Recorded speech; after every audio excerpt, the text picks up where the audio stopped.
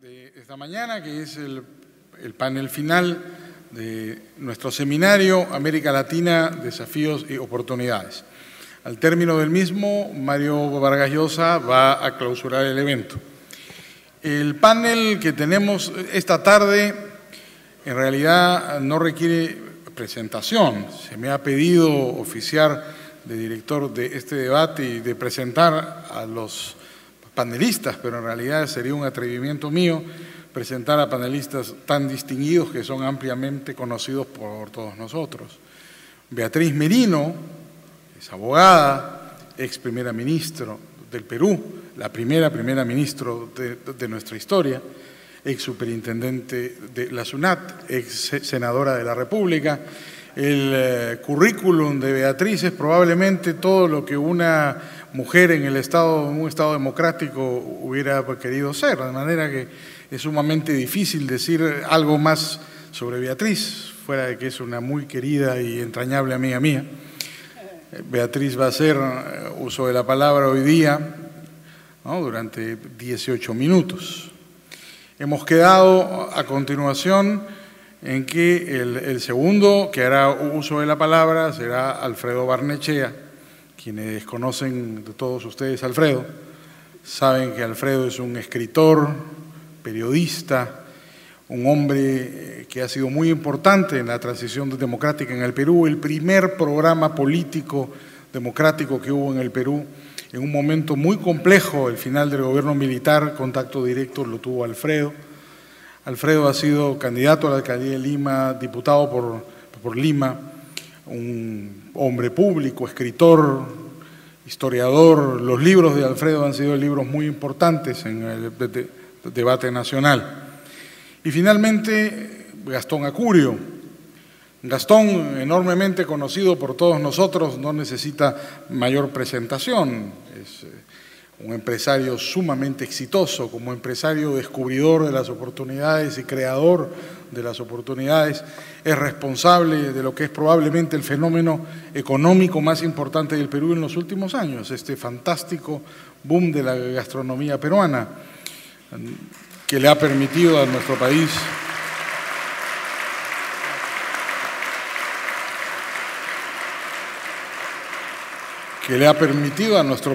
tener pues un reconocimiento internacional que ha resultado absolutamente inusitado, ¿no? Todos estamos sorprendidos que ahora los turistas vengan al Perú, ¿no es cierto?, a comer, ¿no?, lo cual ha resultado siendo una absoluta novedad en la historia de nuestro país. De manera que tenemos tres panelistas de lujo, tres expositores fantásticos, y creo yo que el final de este seminario va a ser particularmente importante. Entonces, le cedo el uso de la palabra a Beatriz Merino, quien va a hacer uso de la palabra desde el podio. Muchas gracias.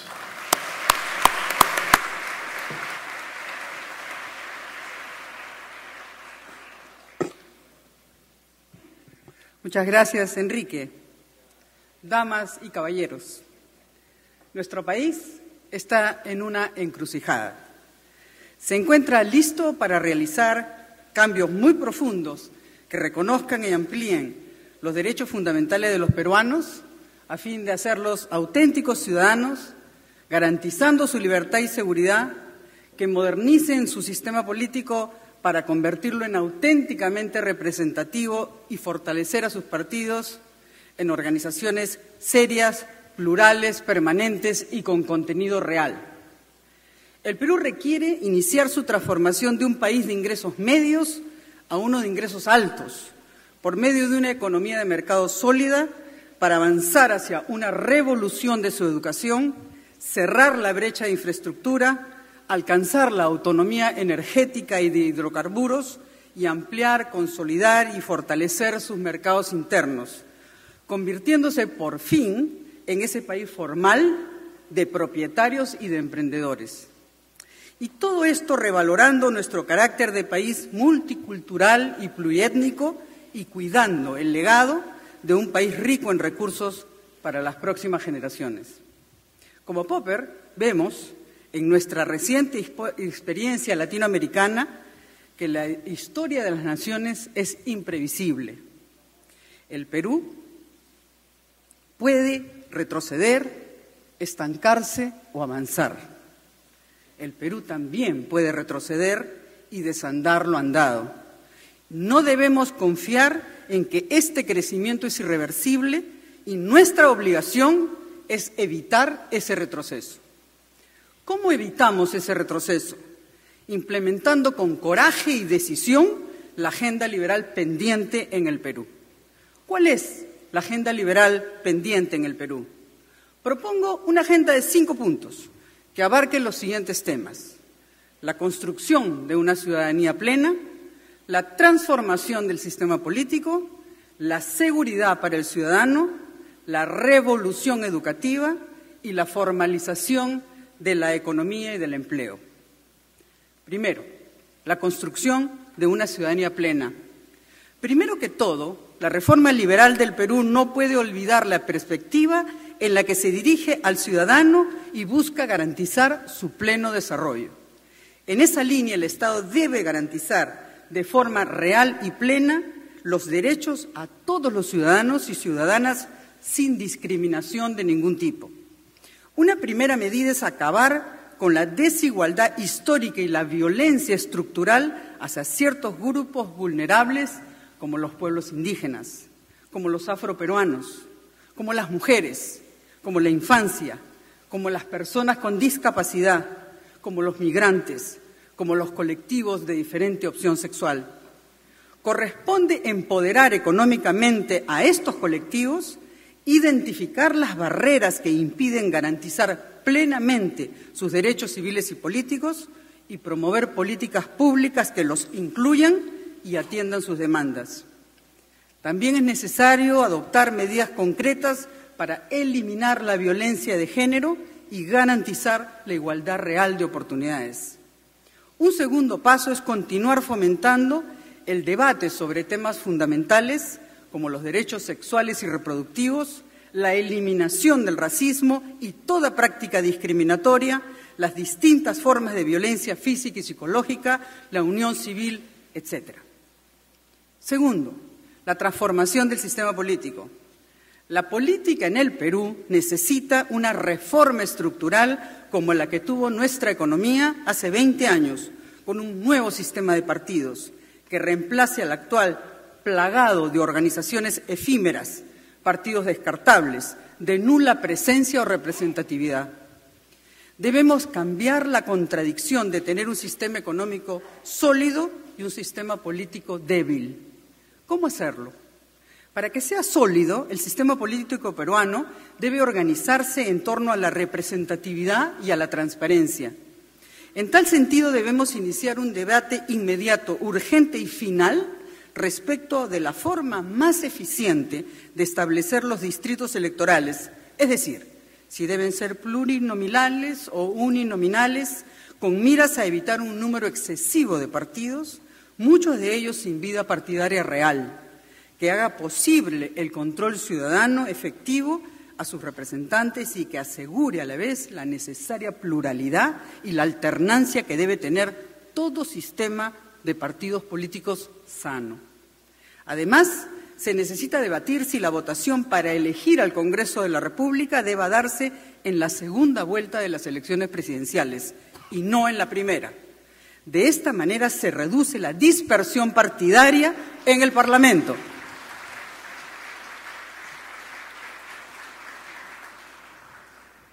Porque los votantes se concentrarían en pensar qué representantes pueden dar estabilidad al futuro gobierno, ya sabiendo qué partidos pasan a la segunda vuelta. Para hacer transparente el sistema de partidos, se requiere hacer un seguimiento normado y estricto a su financiamiento, ya que ya se encuentra aprobado en una ley, pero que hasta la fecha no se implementa. El Estado debe cumplir con el financiamiento para así tener un arma para que los partidos cumplan con la ley. Se deben introducir procedimientos democráticos internos fiscalizados por los organismos electorales para que se cumplan y una disciplina partidaria que haga previsible el comportamiento de los elegidos y mecanismos que sancionen el transfugismo político. Una reforma profunda del sistema político requiere desmontar de su estructura los incentivos al clientelismo. La eliminación del voto preferencial debe ser una prioridad en una reforma política. La alternancia de género resulta también indispensable en esta reforma. La actual ley de cuotas establece que toda lista de candidaturas debe tener un número no menor de 30% de hombres y de mujeres. No obstante, la experiencia de la aplicación de esta normativa sobre cuota de género nos demuestra que es insuficiente para lograr una presencia más equilibrada entre hombres y mujeres en los espacios de toma de decisiones políticas, en tanto las mujeres aparecen relegadas al filar de las listas electorales. Nuestro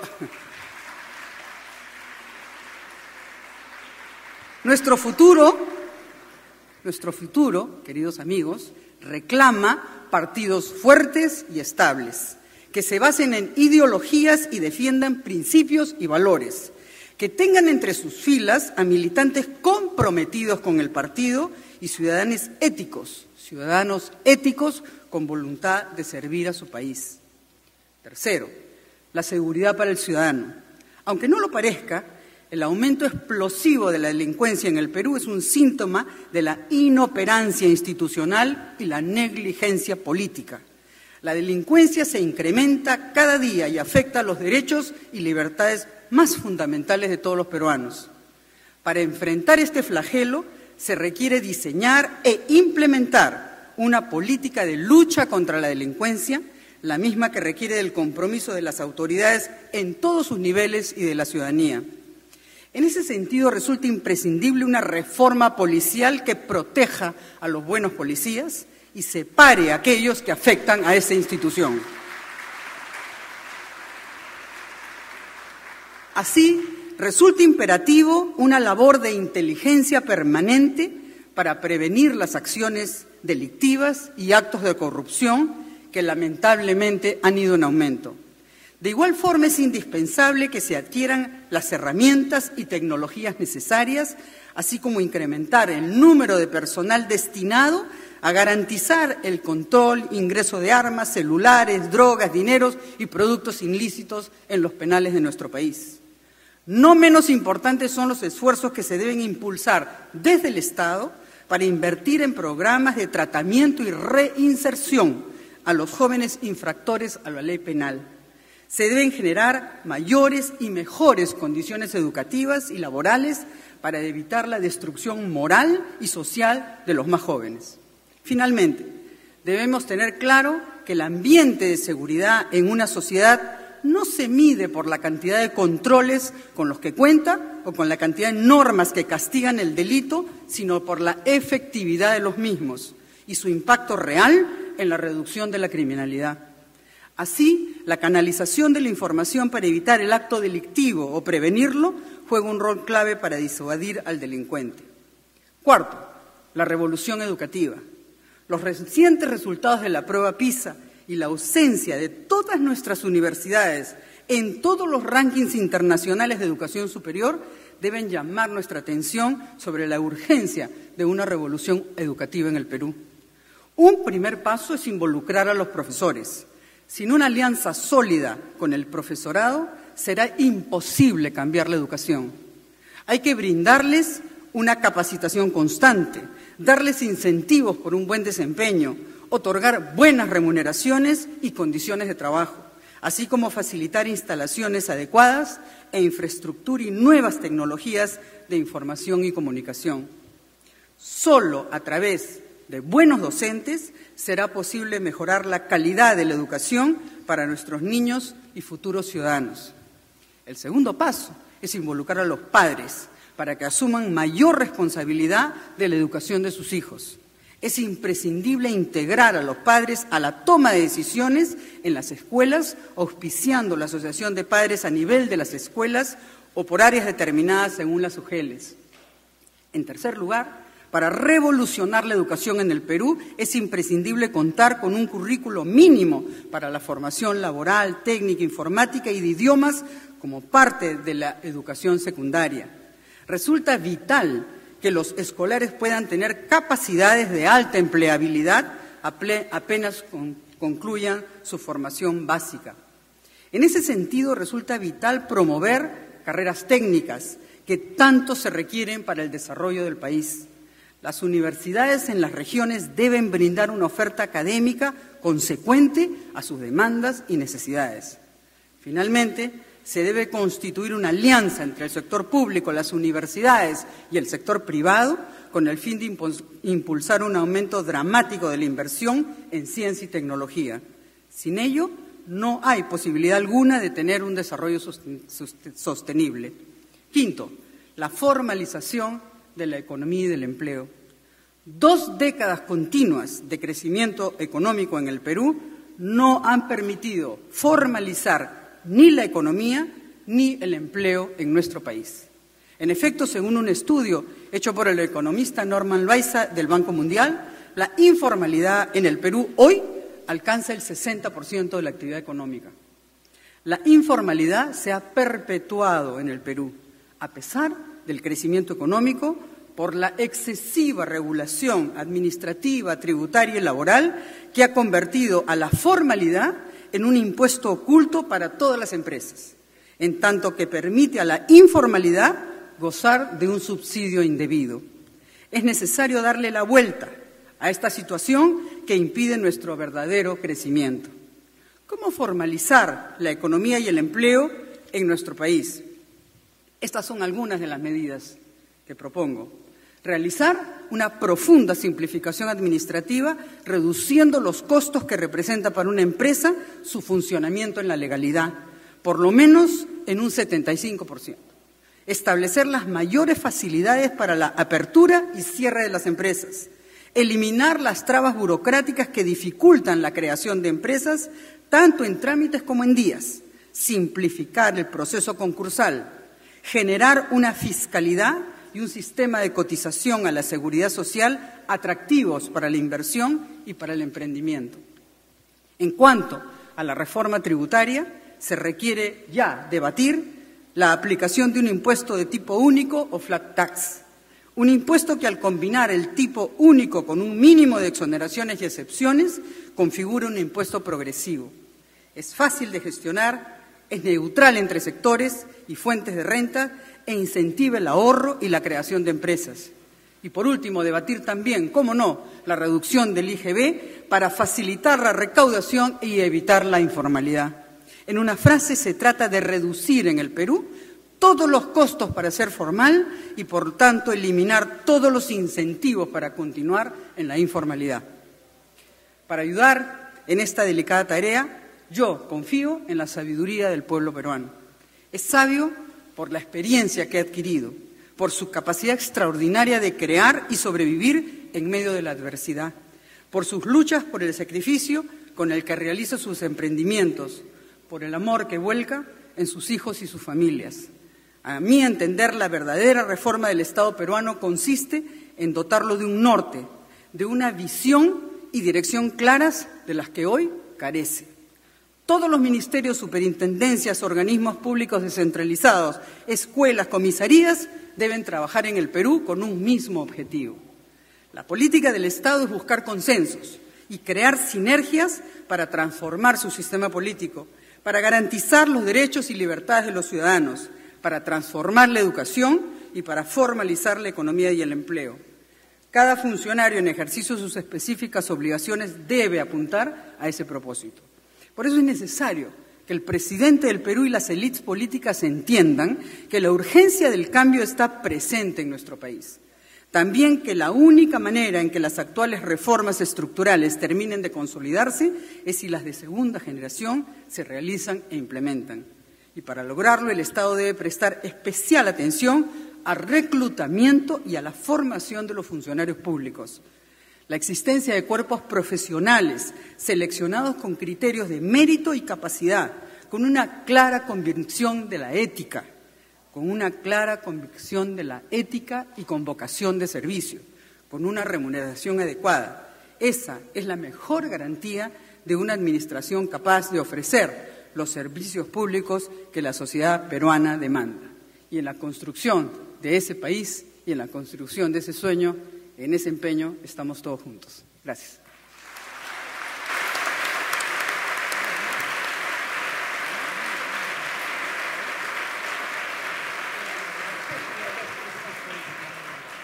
Muchas gracias, Beatriz, doblemente, por tu puntualidad absoluta y por el magnífico plan de campaña que nos has presentado. Alfredo Barnechea, tu turno.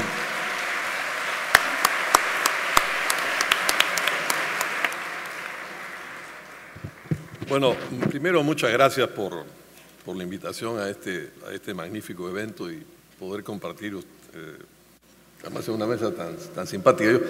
Es una lástima porque yo no tengo ni tantos planes como Beatriz, ni tantas recetas como Gastón. Pero yo quería compartir con ustedes algunas reflexiones sobre el futuro. Es inevitable que comencemos con un brevísimo análisis de qué cosa hemos hecho en el Perú. Los últimos 20 años han sido años económicamente muy importantes para el Perú. Entre el 92 y el 2012, el Perú creció 5.4% por año. La deuda con relación al producto cayó muy dramáticamente de 50 a 20%. Y la pobreza extrema, que al final del régimen de Fujimori seguía tan alta como en 1970, se ha reducido a prácticamente la mitad.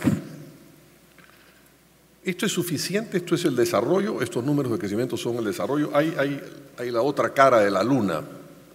Por ejemplo, Ricardo Hausmann, un economista muy importante, director del Centro de Estudios del Desarrollo de Harvard, dice: oiga, este es un país con una canasta de exportaciones muy poco sofisticada para su nivel de ingreso.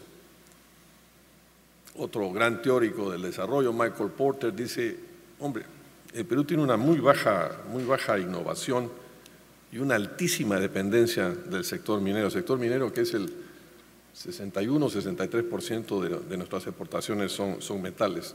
Pero más grave que eso, hacia el año 2000, 1 de cada 4 niños en el Perú tenía una desnutrición crónica. Una década después hemos avanzado solamente a un ratio de 1 a 5. Ahora, estamos bien, tenemos un futuro, tenemos una extraordinaria ventana de oportunidad. La primera ventana de oportunidad es una ventana externa, porque dicho sea la verdad, si somos sinceros, el valor agregado que le pusieron los gobiernos, los últimos 3 gobiernos, a ese crecimiento es muy menor comparado con el impacto de lo que fue China. Si no hubiera habido el crecimiento chino y del Asia en general, pero específicamente de China, Perú no hubiera crecido como hubiera crecido. ¿Por qué es importante China? Ahora que además se ha convertido en un propietario de recursos naturales como nunca tuvo los Estados Unidos en el Perú. Porque es muy probable, China ha bajado su tasa de crecimiento, ya no son la tasa de 9 o 10%, como decía ayer muy bien el presidente Calderón, y está en unas tasas, pero sí unas tasas muy altas, de 7.5, 7.3% de crecimiento. Los economistas creen que hay más o menos un ratio de 1 punto de crecimiento chino da 0.7 de crecimiento a los países productores de materias primas en América Latina. Esto es lo que ha creado no un ciclo, sino un superciclo de crecimiento económico.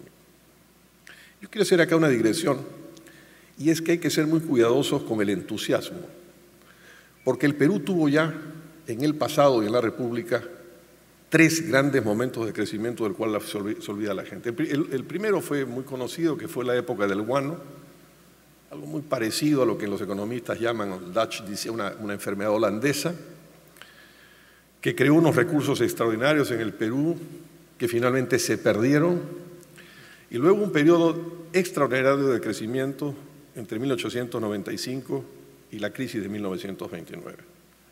Y uno tercero muy importante en la década de 1950, prácticamente hasta la entrada del gobierno de Velasco. Pero esos 3 grandes momentos de crecimiento, en 1959 y 60, el Perú crecía como China, 9.3, 8.9, 9.1% los 3 años, 59, 60, 61.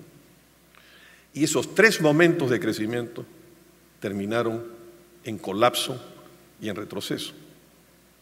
De modo que lo que tenemos que preguntarnos es cómo hacemos para que esta vez no nos ocurra lo mismo, para que esta vez no perdamos, así como perdimos el siglo XIX y perdimos el siglo XX, esta vez no perdamos el siglo XXI. Pero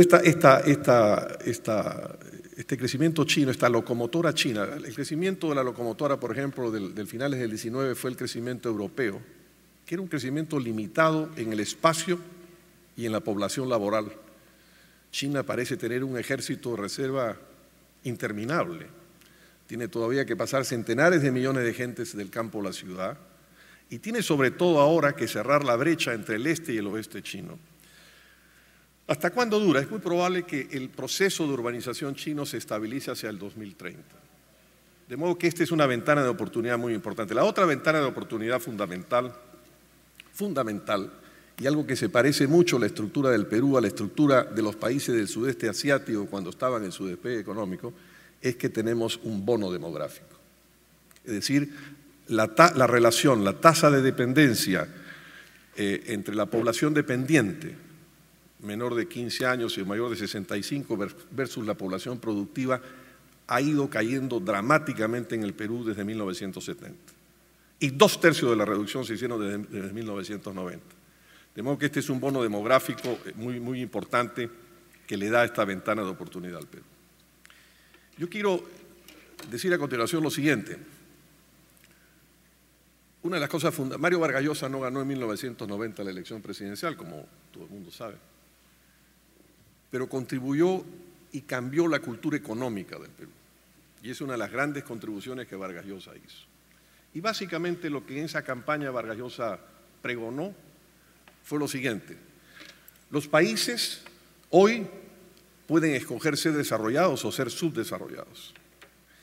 Y yo creo que esta es una lección fundamental porque tenemos todos los ingredientes. Si el Perú sigue creciendo 6% anual, el 2030 el Perú puede estar en términos de poder de paridad de compra en el umbral del desarrollo. Y tenemos esta ventana de oportunidad para hacerlo. No podemos perder esta oportunidad. Yo quería ahora pasar a unos gráficos de apoyo. Le he puesto el sitio estratégico del Perú. Los países que están a la izquierda, los países de la Alianza del Pacífico, yo estoy por supuesto a favor de la Alianza del Pacífico, creo que no es una experiencia innovadora y no es una experiencia muy importante. Se agrega gran parte del producto de América Latina, esa alianza está parada frente a la ciudad del Pacífico, donde en el Pacífico se está creando más de la mitad del producto mundial. Pero yo vengo esta mañana a decir algo un poco a contrapelo de lo de ayer. Es muy importante la Alianza del Pacífico, pero el Perú tiene otras tareas que la geografía y la historia le imponen. No podemos olvidarnos que nosotros estamos en una cornisa estratégica del hemisferio que obliga a tener inevitablemente una política amazónica, una política andina y una política pacífica. Tenemos detrás nuestro al 5º país de la Tierra, en tamaño y en población, con el cual podemos tener extraordinarias sinergias. El Brasil que nos toca físicamente es un Brasil muy pequeño. Los estados de Amazonas, de Acre, de Rondônia, agregando quizás Mato Grosso, son muy poco en el Producto Bruto brasileño. El grueso del Producto Bruto brasileño, el 35% del PBI brasileño es Sao Paulo. Si uno junta todos los estados que nos tocan, es muy poquito del Producto brasileño. 2%, 2.5%, 3.5%, depende cuántos estados sumemos. Pero como Brasil es varias veces superior a nosotros, ese 3 o ese 4% de Brasil termina siendo 40 o 45% de nuestro producto.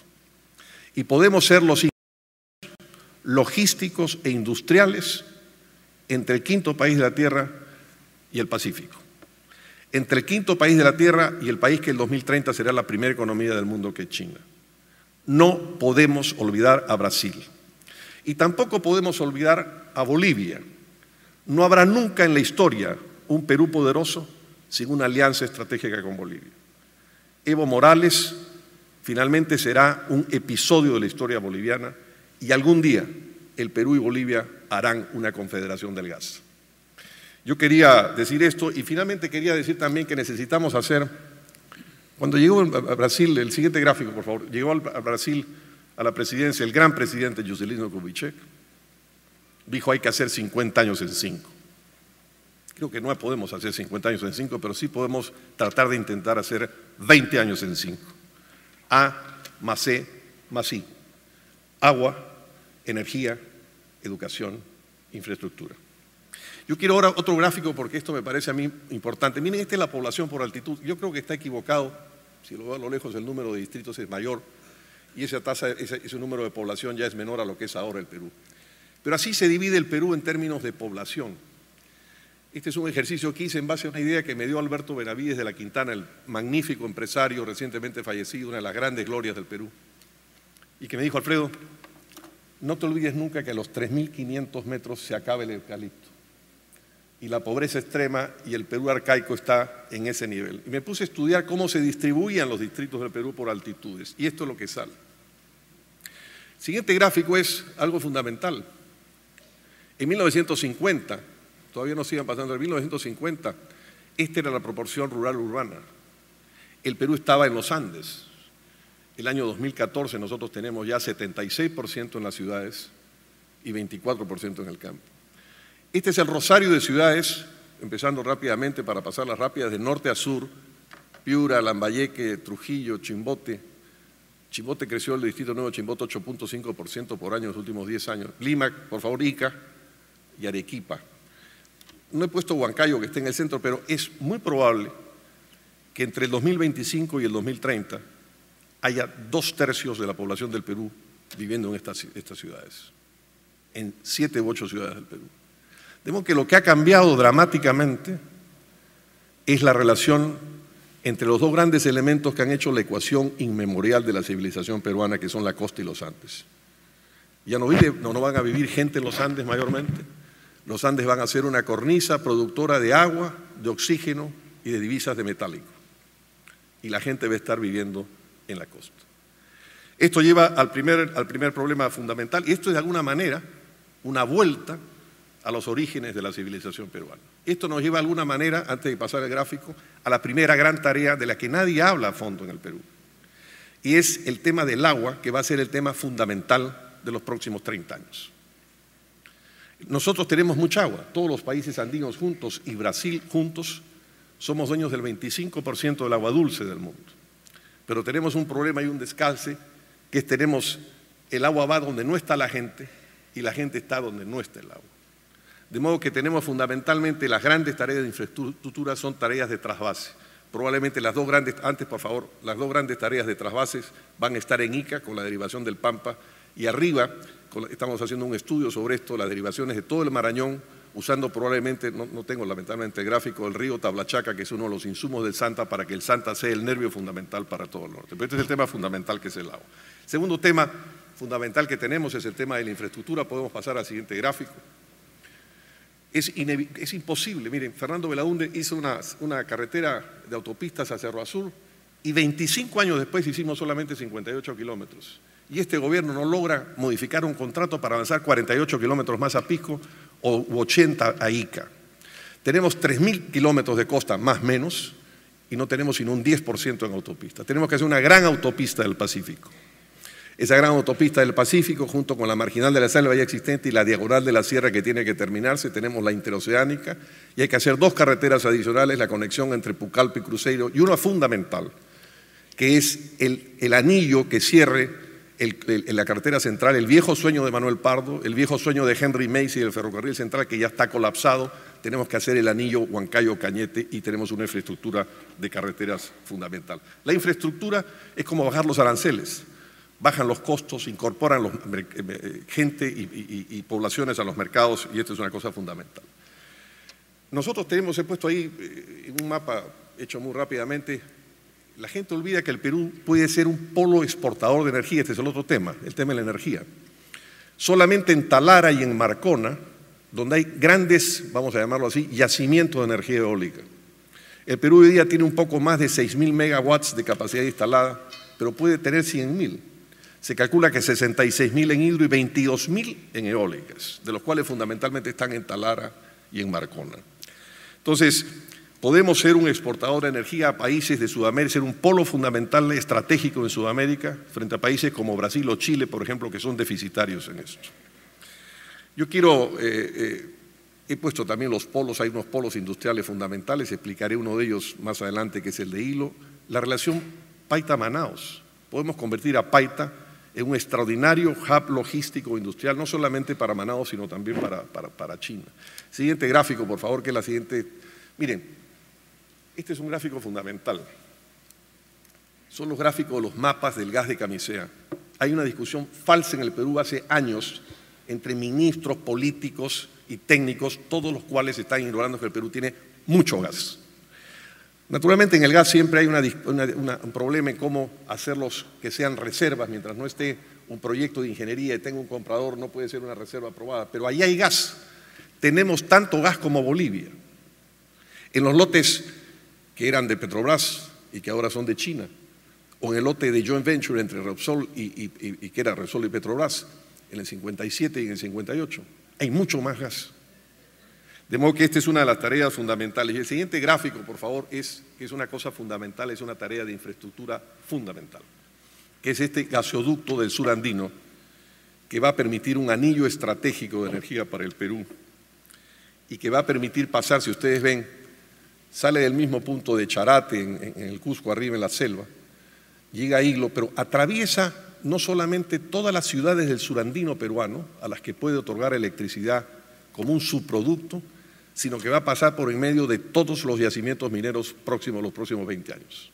El surandino es más rico que el norte, pero ha estado abandonado y ha estado sin infraestructura. Esta es una infraestructura fundamental y es inaceptable que los últimos dos gobiernos, el de Humala y el de García, no hayan avanzado en este proyecto. Quiero pasar al siguiente gráfico. Esta es una red de desarrollo de gas natural para tener gasificado el Perú, que va a permitir, ayer una de las cosas que hablaba el presidente Calderón, nosotros podemos ser competitivos en energía, porque no tan barato de pronto como el shale gas de los Estados Unidos, que es lo que ha hecho que algunas empresas de petroquímica que iban a venir al Perú se vayan a los Estados Unidos, a California, pero podemos tener una energía barata y una energía mundialmente competitiva. Quiero pasar al otro gráfico. Este es un tema para mí fundamental y es una de las grandes tareas pendientes. Hay una brecha histórica que nuestra generación tiene que cerrar, que es la brecha histórica con el surandino. La gente olvida en el Perú habitualmente, en el surandino hay el 23% del territorio, está más o menos el 13% del Producto Bruto y el 18.8% de la población del Perú. Pero la gente olvida que a principios de la República el Perú estuvo a un tris de partirse permanentemente en dos estados, norperuano y surperuano. Y ese estado surperuano, sus fronteras calzan casi milímetro con milímetro con esta zona del surandino del Perú. Yo hice en ese estudio de los 3.500 metros inducido por Alberto Benavides, había 297 distritos cuyas capitales estaban en 3.500 metros. Si yo excluyo Lima y el centro, quedaban, si no recuerdo mal el número, 197 o 198, no sé qué sale, de casi 200 distritos en el sur andino, situados en 5 departamentos del país. Allí está la pobreza extrema del Perú. Y esa pobreza extrema calza igualmente, casi milímetro por milímetro, con el triángulo o el rectángulo del gasoducto surandino. Este gasoducto surandino podría cumplir la labor fundamental y equivalente a la que en 1932 el presidente Roosevelt lanzó con el Tennessee Valley, con la Autoridad del Valle del Tennessee, que cambió la historia de los Estados Unidos e incorporó al sur, que había perdido la guerra civil, a la historia moderna de los Estados Unidos. Con esos gasoductos, nosotros de Yapa, como decimos en el Perú, podemos darle conectividad a todas las escuelas del surandino. Y nosotros tenemos que aprovechar, por tanto, que esa estructura de energía sirva para cerrar esa brecha del surandino. Quiero pasar ahora a un tema, al otro tema.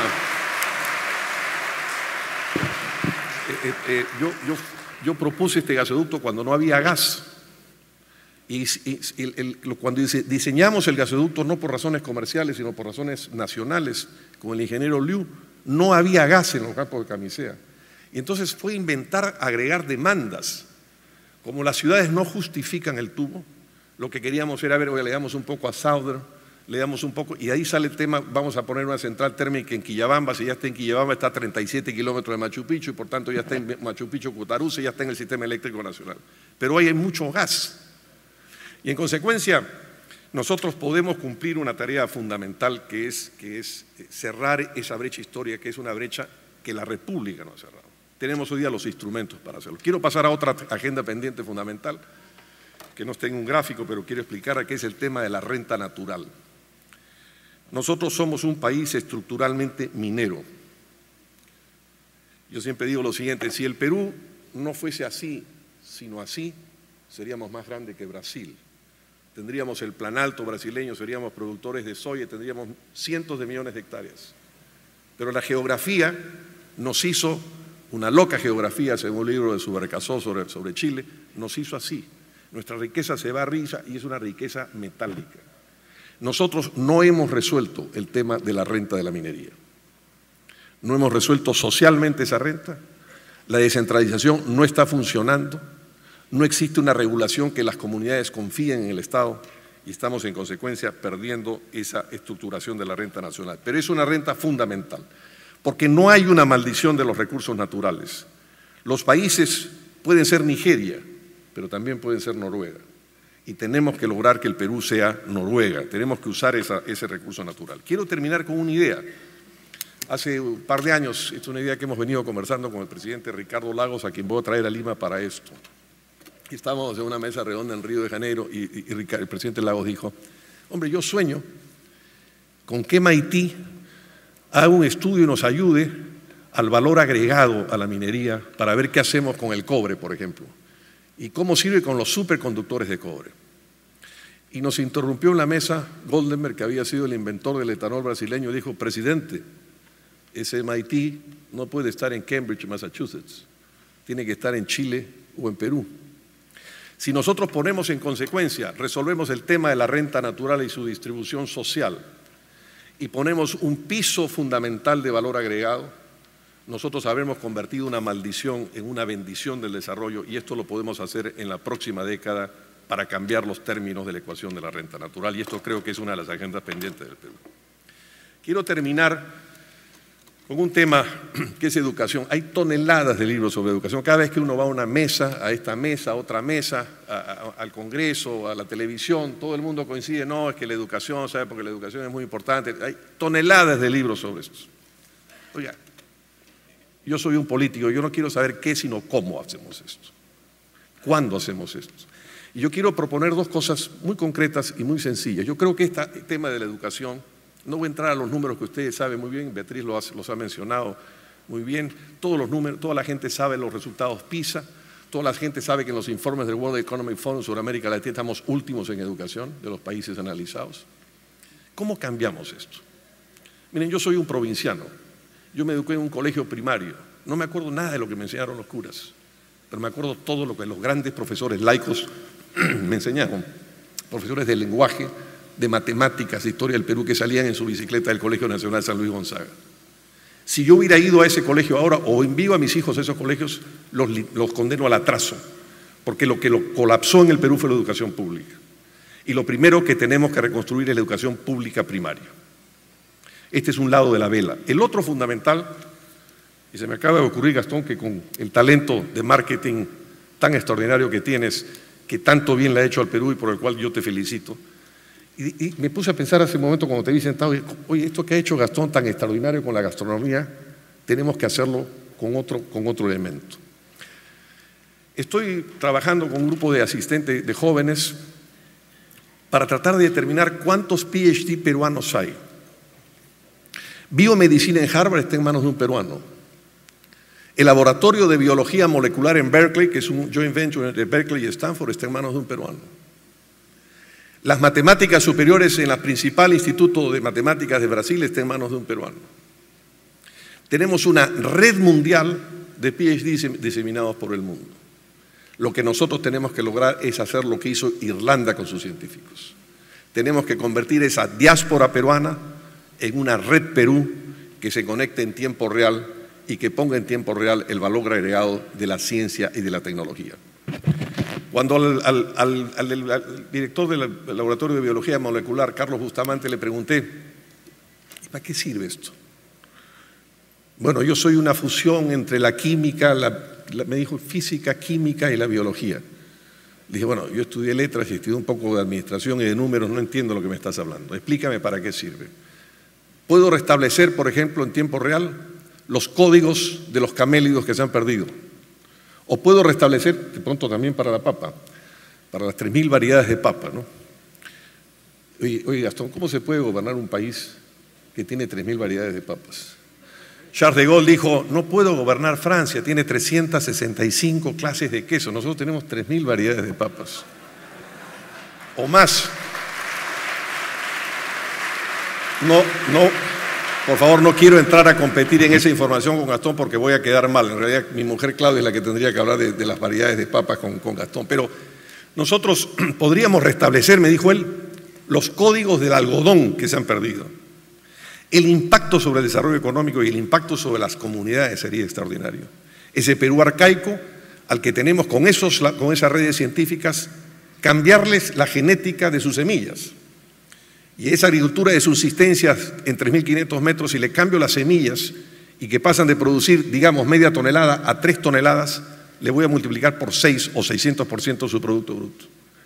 Y ahí donde no hay electricidad podemos hacer o energía eólica o energía solar. Tenemos que hacer un programa para este Perú arcaico, porque este es uno de los temas fundamentales, y con esto termino, que no sé si tengo el otro gráfico, es un gráfico un poco escolar, pero así veo el Perú. Yo creo que hay una manera de ver el Perú que son las pirámides, el A, B, C, D, etcétera. Pero yo veo el Perú y todo está mezclado, no es que estén separados. Hay un Perú moderno, hay un Perú emergente y hay un Perú arcaico. Hay un Perú moderno que está regido por las leyes del mercado. Hay un Perú emergente enorme que ha crecido muchísimo en los últimos 10 o 15 años, un Perú emergente muy interesante de clases medias emergentes, pero que vive en una economía bazar, y en un mundo arcaico que vive en un mundo de reciprocidad. No sé si esto es estadístico o no, pero yo veo así el Perú, y lo que creo que nosotros tenemos que hacer, y la gran tarea fundamental, es un contrato constitucional, unos contratos, unos macrocontratos que permitan que haya un piso de oportunidades iguales para todos. Quiero terminar con una reflexión final. Yo iba a hablar mucho de la política y de algunas reformas políticas, porque lo que falla en el Perú no es la economía. Lo que no está funcionando en el Perú es la política. Lo que no está funcionando en el Perú es el Estado. El Estado está en ruinas, el proceso de descentralización no funciona. Es una dilapidación de capital brutal en el momento en que hemos tenido la ventana de oportunidad más importante de la historia de la República del Perú. No funciona la regulación. Las comunidades mineras, por ejemplo, no creen en la regulación que el Estado o el Ministerio de Energía y Minas le puede dar. No funciona el Poder Judicial. Todos podemos tener un juicio y puede pasar 20 años en un juicio y no pasa de primera instancia. No hay sistemas de propiedad. Yo puedo tener un DNI, para mí hay solo uno, para Alfredo Barnechea, pero si tengo una propiedad pueden haber 4 títulos de propiedad para ese sistema de propiedad. No funciona el Estado, no funciona la política, y este es el cambio fundamental que tenemos que hacer. Iba a hacer una serie de propuestas sobre eso, coinciden mucho con alguna de las tesis de Beatriz, de modo que no voy a insistir. Quiero terminar simplemente con una reflexión, que me perdonen ustedes, y le agradezco mucho a Mario que me haya invitado, siempre le digo en broma, me hizo una dedicatoria muy bonita de un libro, Mario hace un tiempo, y me dijo, para Alfredo, de un liberal a un semiliberal. De modo que estoy muy agradecido que a un semiliberal como a mí me hayan invitado, porque yo creo en el estado de bienestar. Yo creo que el estado de bienestar fue una de las grandes conquistas de la civilización, y creo que una de las obligaciones del Perú es que el Estado y el sector privado, donde no pueda participar el sector privado, tendrá que hacer el Estado. Tenemos que dar coberturas universales de educación, coberturas universales de salud y darle a todos los peruanos un piso común de oportunidades. Termino diciendo que en 1959, cuando las principales capitales de provincia no estaban conectadas por carretera, cuando no había energía eléctrica, cuando no había trasvase de agua, Fernando Belaúnde Terry propuso en 1959 en un libro La conquista del Perú por los peruanos. Esa es una tarea inacabada. Esa es una tarea inacabada, y medio siglo después y medio siglo después, con estas tareas pendientes que hemos planteado, con las magníficas ideas de Beatriz y seguramente con las ideas extraordinarias de Gastón, que tanto ha hecho, que tanto bien ha hecho al Perú, tenemos que lanzar nuevamente, medio siglo después, una nueva conquista del Perú por los peruanos.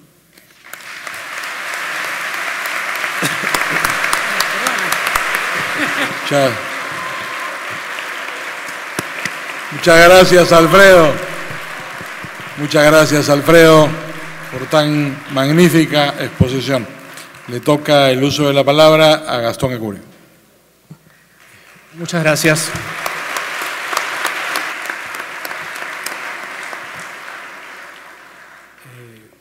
Muchísimas gracias por esta gentil y generosa invitación. He estado dudando durante varios días en si escribía o no un discurso, pero siempre mi sentido común, que no me falla, muchas veces me decía, pero ¿cómo vas a hacer un discurso si seguramente los invitados que van a compartir la mesa van a traer sendos discursos llenos de propuestas, de estudios, de análisis, con lo cual mi discurso iba a quedar absolutamente destrozado?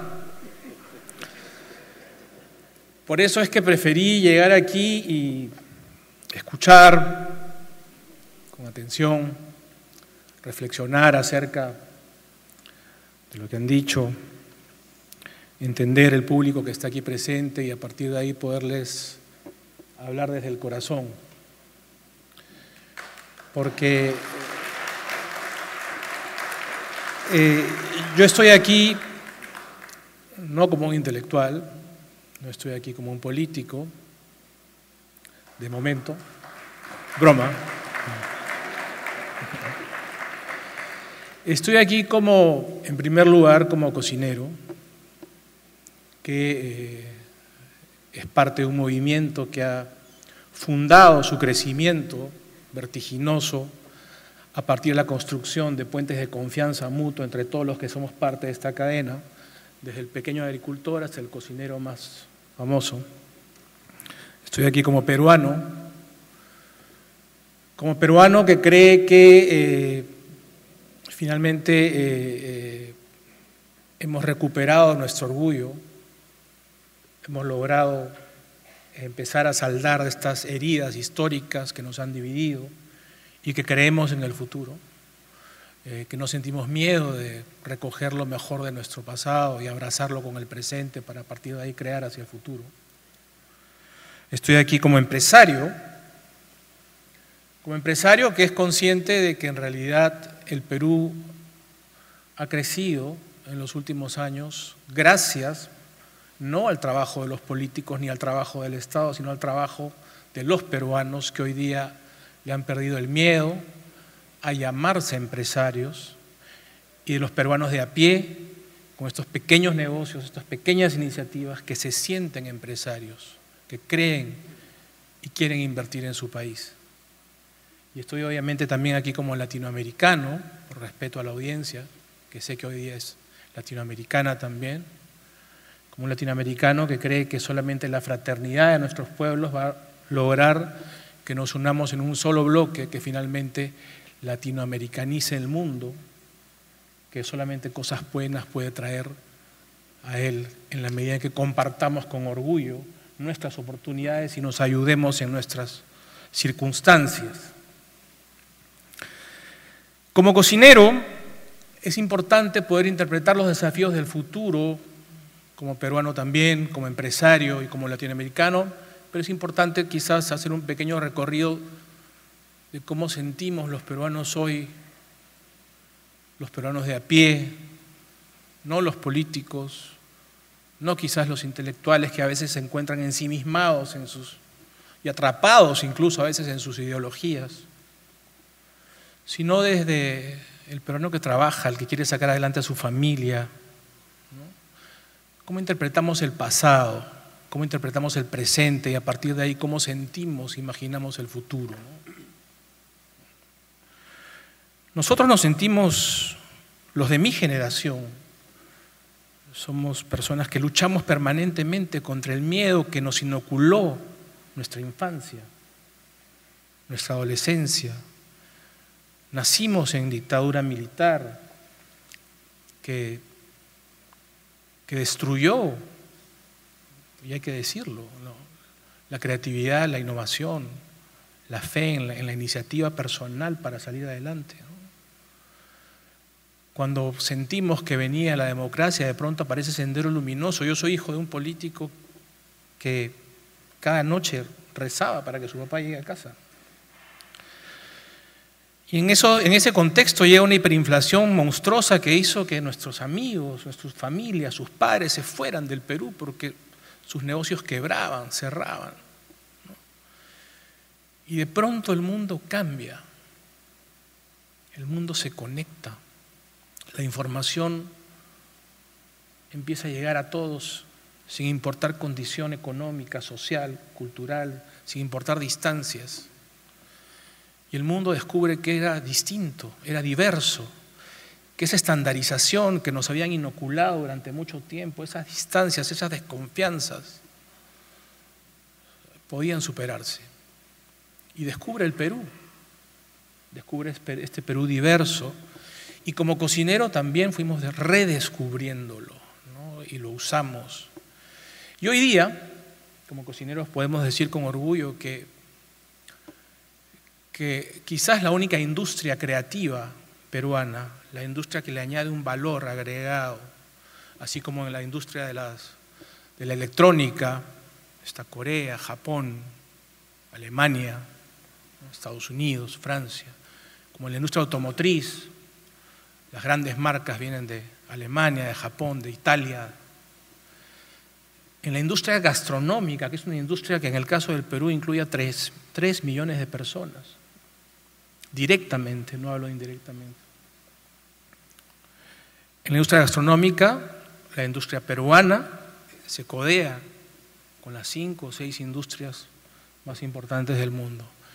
Pero lo más maravilloso de todo esto es que no hemos tenido que copiar, que es lo que nos enseñaron a mi generación, que teníamos que copiar, porque lo nuestro era dudoso. Hemos recuperado nuestra historia, la hemos traído al presente, hemos contagiado a nuestro pueblo de este orgullo y a partir de ahí hemos empezado a conceptualizar, crear, innovar y salir al mundo a contarlo. Y gracias a esa historia que es diversa en este mundo, que ama lo diverso, es que hemos podido empezar a destacar, a crecer y a ser parte de este mercado de élite competitivo que está contribuyendo con un granito de arena a renovar la imagen del Perú en el mundo.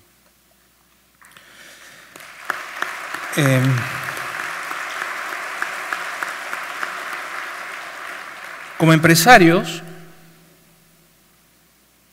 de niños, por las constantes contradicciones históricas, sin duda, por el permanente defraudar de los pueblos más olvidados del Perú, por el aprovechamiento de los políticos, de los militares, de estas heridas abiertas, nací en un contexto en donde ser empresario era malo, era vergonzoso. Por un lado, escuchaba hablar del empresario mercantilista, generalizándolo, cuando conocía yo de niño grandes empresarios altruistas. Una señora cuya familia, cuyo padre estaba anteriormente, es un ejemplo de empresario minero comprometido con el Perú. Y en la industria,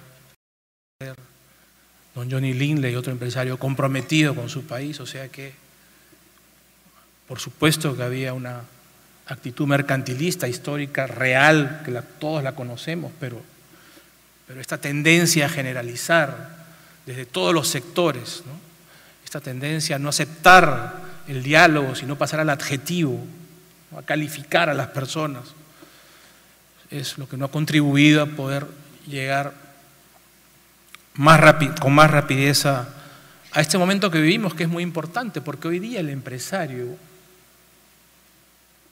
es distinto. Y ni qué decir quienes se preparan para ser empresarios, nuestros jóvenes. A diferencia de nosotros que hemos crecido con el miedo, nuestros jóvenes que hoy día están fundando empresas, que son ciudadanos globales, que son consumidores y que saben que el consumidor de hoy no compra un producto por capricho, sino también porque sabe que le hace bien a él, a su entorno, a su sociedad, que un consumidor no es más un consumidor, sino es un seguidor que respeta a una compañía y por eso le compra. Nuestros empresarios jóvenes, nuestros estudiantes que hoy día se preparan a ser empresarios, son mucho mejores que nosotros, porque son libres, se sienten orgullosos de su país, no entienden por qué nosotros seguimos hablando de recuperar nuestro orgullo, porque para ellos es algo natural, lo llevan dentro. La fuerza que nos ayuda a nosotros es el miedo, en el buen sentido, a no volver al pasado. Esa es la gran fuerza que nos obliga a hacer todo el tiempo grandes cosas y dejarle las señales a nuestros jóvenes para que nos superen. Y para que nos superen tenemos que construir este escenario amigable, que en el terreno de los empresarios cada día se hace más claro. En mi industria, hace tiempo que nos dimos cuenta que el mundo era nuestra casa, que teníamos que llevar nuestra cocina por el mundo y con ello vamos a contribuir al desarrollo del turismo, a la promoción de nuestros productos, a la promoción de la marca país, a poner embajadas en cada ciudad del mundo con una bandera peruana de nuestra cultura, con la ilusión de que el mundo se peruanice en el buen sentido poco a poco, así como nosotros incorporamos durante mucho tiempo costumbres, marcas, ideas, conceptos de otros pueblos. Y nuestro deber era llevar este mensaje a nuestros jóvenes, para que beban de este mensaje libertario y para que puedan crear con mucho más seguridad en un entorno mucho más amigable para un peruano en este caso.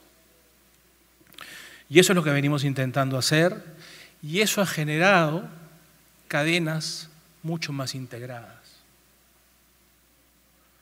Yo me siento a la mesa de igual a igual, como hermano, como amigo, con la Alianza Cocinero Campesina, en donde represento a más de 1 millón de pequeños agricultores del Perú, a los que a veces les dicen que tienen que cambiar sus semillas sin escuchar primero qué significan sus semillas para ellos y ver entonces qué semillas tenemos que cambiar o cómo podemos mejorar las semillas que ya tienen. Me siento con pescadores artesanales que con toda justicia ven cómo su mar se agota porque la ciudad ha pasado de 20 cevicherías a 20.000. Nos estamos comiendo todo el pescado y sin embargo ellos no progresan, ¿no?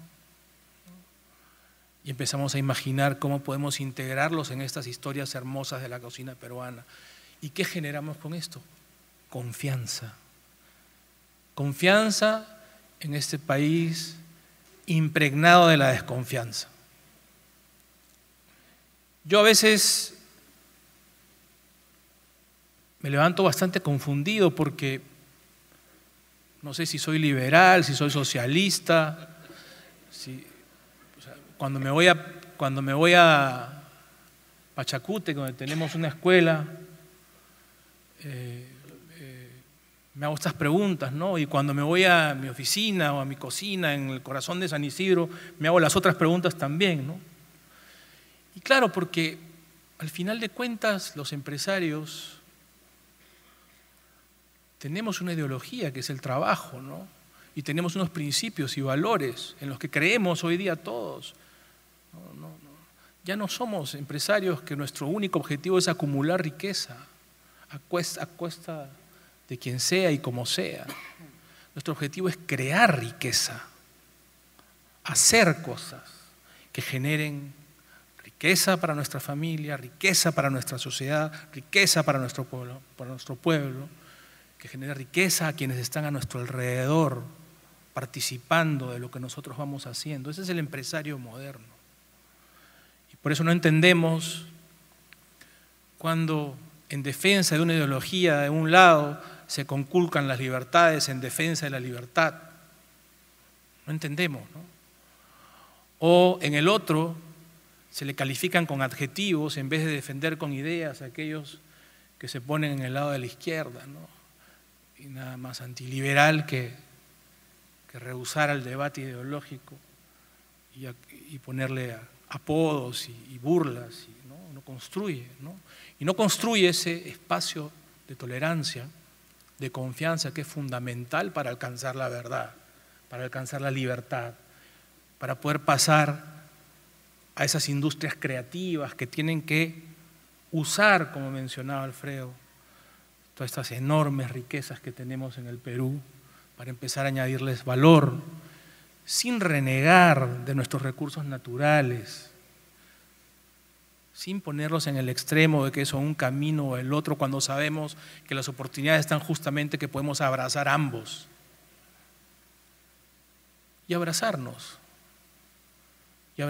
y respetarnos a pesar de nuestras diferencias ideológicas y celebrando nuestras diferencias sociales, culturales, raciales, porque esa es la gran oportunidad que tiene el Perú en este mundo de la diversidad, en este mundo que ama lo diferente. De pronto aparece este Perú multicultural, multirracial, mega biodiverso, lleno de historias para contarle a un mundo que ya no compra productos, sino compra historias.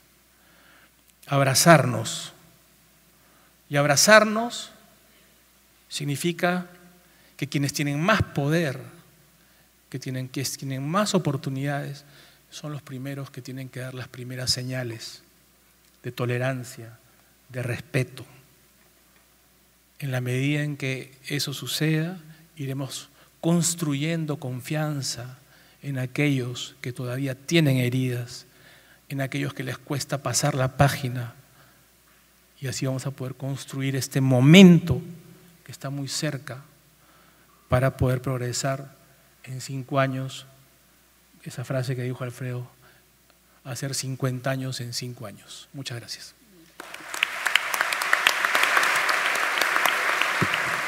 Muchas gracias, Gastón. Invito a Mario Vargas Llosa para la clausura del evento.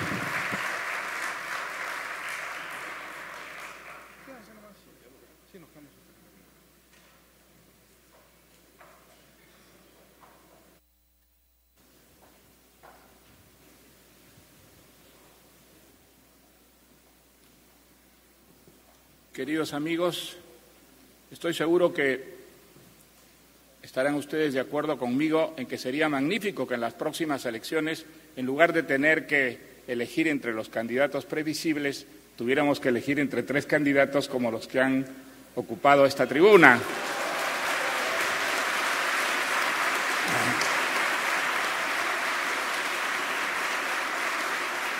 Quiero decir,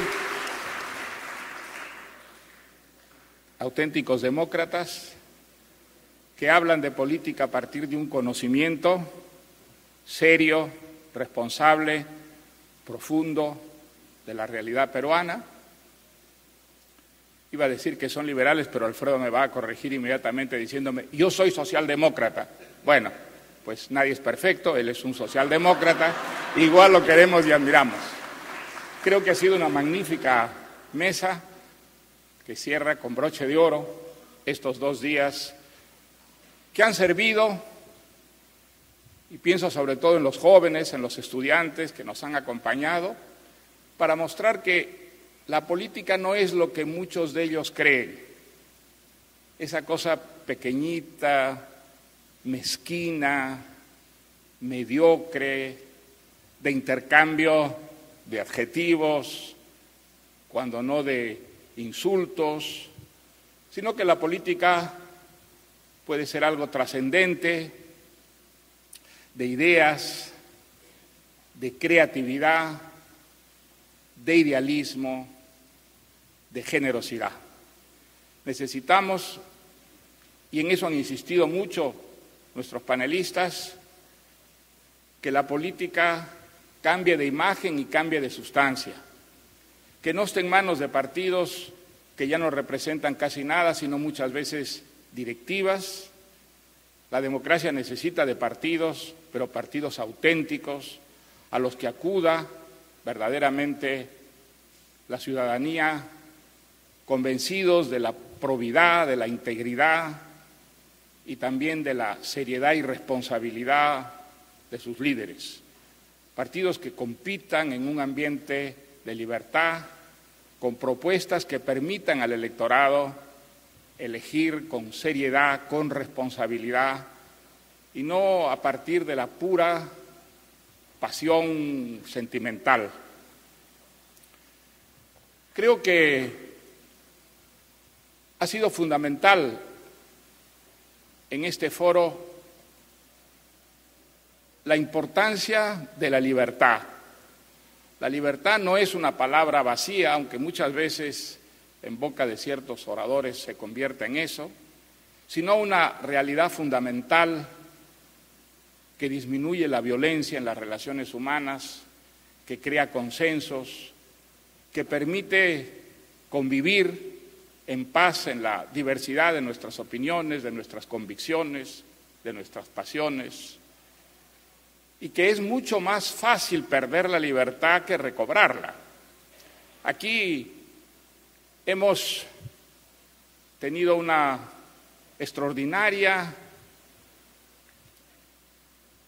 extraordinario testimonio sobre lo que está ocurriendo en Venezuela. Creo que la situación de Venezuela ha sido una presencia constante en estos 2 días y que el testimonio de María Corina Machado sobre lo que está ocurriendo, sobre la brutalidad de la represión, sobre el heroísmo de los venezolanos que resisten y que hasta ahora impiden que el gobierno de Maduro se convierta en una segunda Cuba, es decir, en una satrapía comunista. Es la mejor prueba, la mejor demostración de que no hay que abrirle la puerta a un enemigo de la libertad, porque el resultado es el que está viviendo Venezuela. No podemos olvidarnos, ahora que manifestamos nuestro apoyo al heroísmo de los venezolanos, que en 7 elecciones,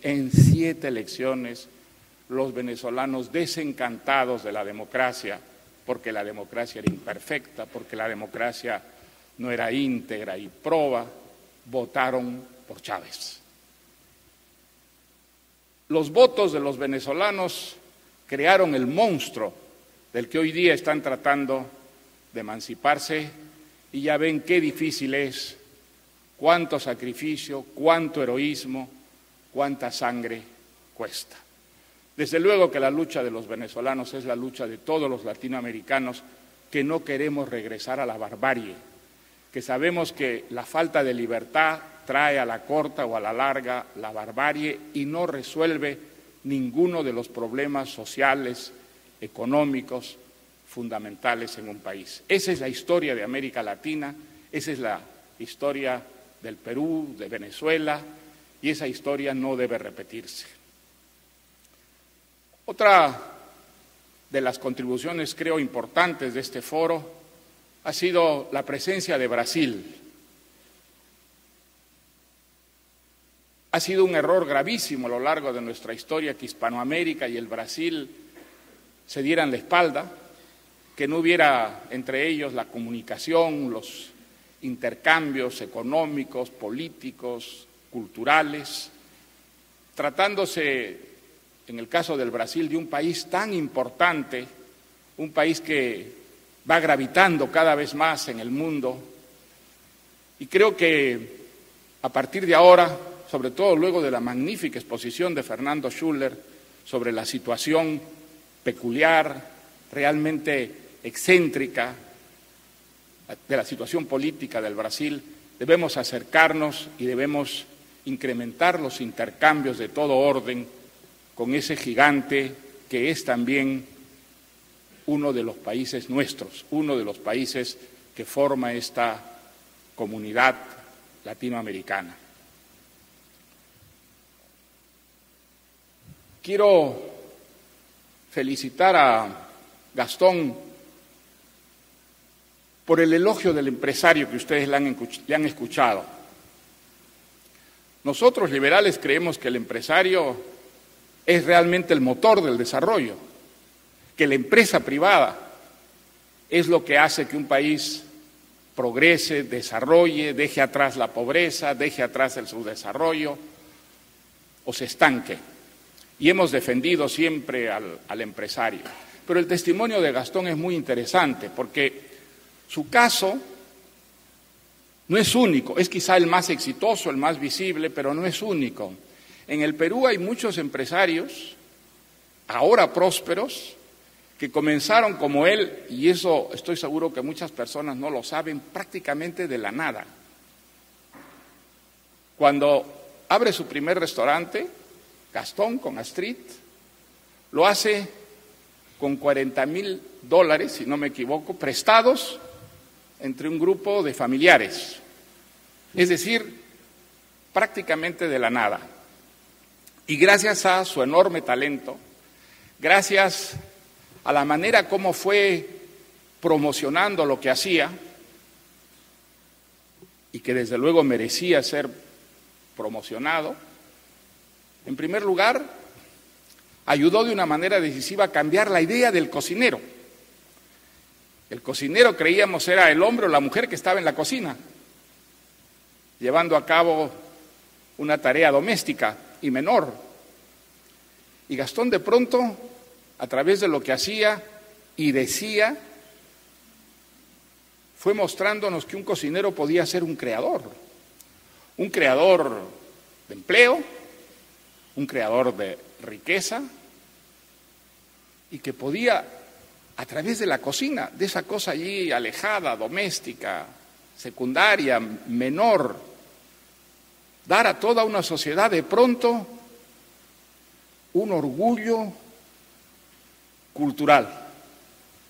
Sentir que la cocina era algo que tenía una larga tradición y que en esa tradición se había volcado la imaginación, la fantasía, la buena artesanía de los peruanos, y que estaba allí y que se podía partir de allí para crear en nuestros días algo nuevo, atractivo, beneficioso para el conjunto de la sociedad y que increíblemente podía proyectar una imagen muy distinta de lo que es un país desarrollado, subdesarrollado como el Perú ante el resto del mundo.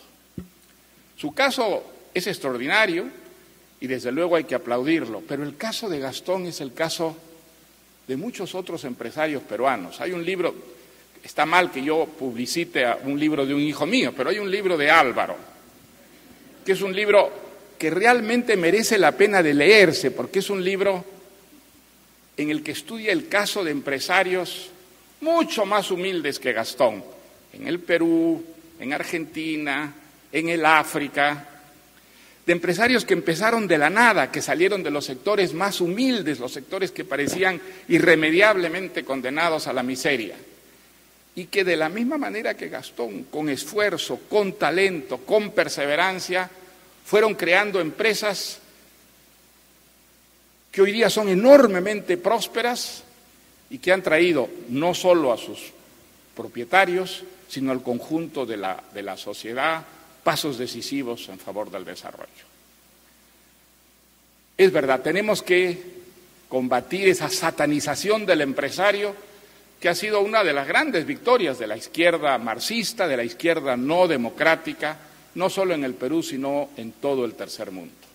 El empresario es una pieza absolutamente fundamental del desarrollo y si hay empresarios mercantilistas es porque el sistema, eso lo decía Adam Smith, los empujaba a ser mercantilistas, es decir, no a conquistar la prosperidad gracias a los consumidores, sino gracias a las influencias con los ministros, con los directores de ministerios o con los presidentes de la República. Desde luego, no queremos empresarios mercantilistas, pero sí queremos empresarios honestos, comprometidos con la legalidad y comprometidos con la libertad. Todavía en América Latina hay que convencer a muchos empresarios que no son los dictadores los que aseguran la estabilidad que es indispensable para el desarrollo de las empresas, que no son los hombres fuertes que reprimen, que brutalizan a una sociedad los que pueden garantizar el futuro de la propiedad privada y de la empresa privada, que allí está el ejemplo del mundo, para quien quiera verlo, son las democracias de instituciones estables, de convivencia pacífica, de renovación a través de esas formas civilizadas que son las elecciones, las que garantizan a las empresas un ambiente, un medio ambiente propicio para su desarrollo. Nosotros en la Fundación Internacional para la Libertad, yo lo anuncié el año pasado, estamos formando un consejo empresarial porque queremos precisamente asociar a los empresarios a esta lucha por la democracia y por la libertad, y tengo la satisfacción de decirles que ese comité asesor empresarial ya existe, está funcionando, y que 20 y tantos empresarios, miembros de él, asisten a este congreso. Los saludo a ellos cordialmente, les agradezco su presencia y deseo